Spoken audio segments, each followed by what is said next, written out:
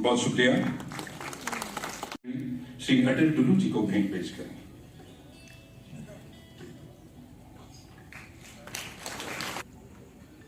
श्रीमती नरेंद्र जी से दोबारा निवेदन है कि वो secretary DARPG Shri V Srinivas ji को बात मैं कहना चाहूंगा कि एक ऐसी व्यवस्था जानबूझ करके यहां बनाई गई थी कि कॉन्फ्लिक्ट प्रोफिटियर्स का कारोबार चलता रहे।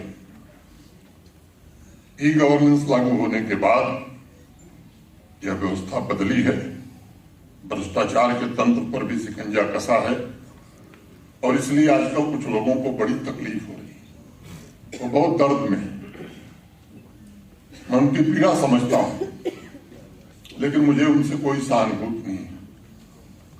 मैं चाहता हूं कि यह पीड़ा और बढ़े, क्योंकि टैक्स पेयर्स के एक पैसे की कमाई जम्मू कश्मीर के नागरिकों के कल्याण में खर्च हो, ये माननीय प्रधानमंत्री जी की इच्छा है।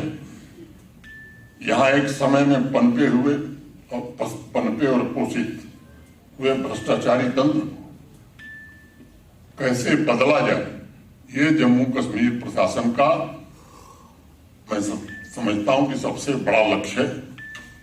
प्रोजेक्ट अप्रूवल से लेकर इम्प्लीमेंटेशन में बेहतर पारदर्शिता की वजह से आम नागरिकों और प्रशासनिक मशीनरी में आपसी विश्वास, ट्रस्ट का भाव पैदा हो रहा है और ये प्रयास निरंतर प्रशासन कर रहा है कि इंक्लूसिवनेस, ओपननेस, रिलायबल और पीपल सेंट्रिक व्यवस्था कैसे कायम की जा सके, जिसमें हर एक व्यक्ति की सहूलियत, ईज ऑफ लिविंग को प्राथमिकता मिले।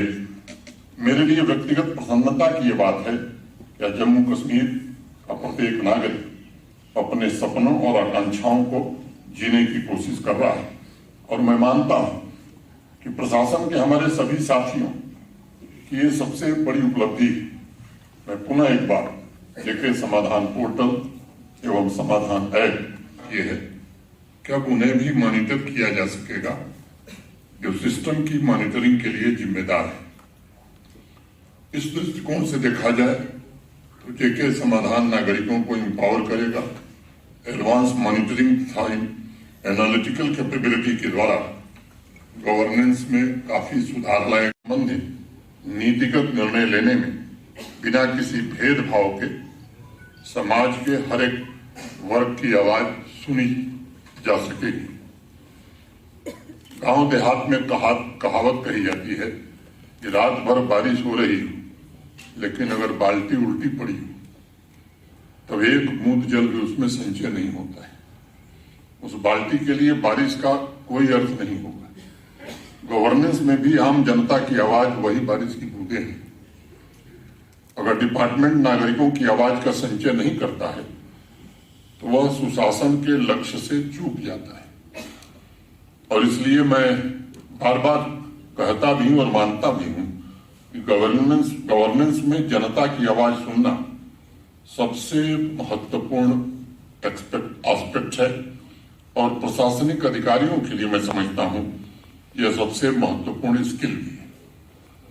आम नागरिकों की आवाज सुनना, उनके मुताबिक कार्रवाई करना और अपने काम पर आधारित फीडबैक के लिए तैयार करने का मतलब है कि आपके भीतर एडमिनिस्ट्रेटिव लीडरशिप कैपेसिटी भी विकसित हो रही है। आप कागजों के पीछे छिपे सपनों और मानवीय संवेदनाओं को भी पढ़ पा रहे हैं और समझ पा रहे हैं। नागरिकों की शिकायतों और उनके फीडबैक को सुनने से पता चलता है कि आप उनकी बातों की चिंता करते हैं, परवाह करते हैं और उनकी आकांक्षाओं को पूरा करने का जज्बा भी रखते हैं। डिजिटल एरा में विभिन्न मैकेनिज्म द्वारा नागरिकों से सीधा संवाद और उनकी समस्याओं को सुलझाने की प्रक्रिया प्रशासनिक नेतृत्व के लिए मौलिक है, जिससे विश्वास का माहौल बनाने तथा ग्राउंड रियलिटी को समझने में भी मदद मिलती है। और इस लक्ष्य में जेके समाधान पोर्टल एवं समाधान ऐप मैं मानता हूं कि बहुत ही कारगर इंस्ट्रूमेंट साबित होगा।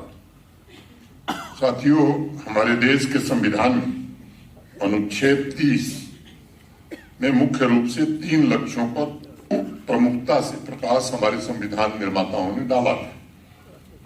पहला लोकहित, दूसरा लोक कल्याण और तीसरा था लोक उन्नति, वेलफेयर, प्रॉस्पेरिटी एंड प्रोग्रेस। यह प्रशासन की सबसे बड़ी जिम्मेदारी है।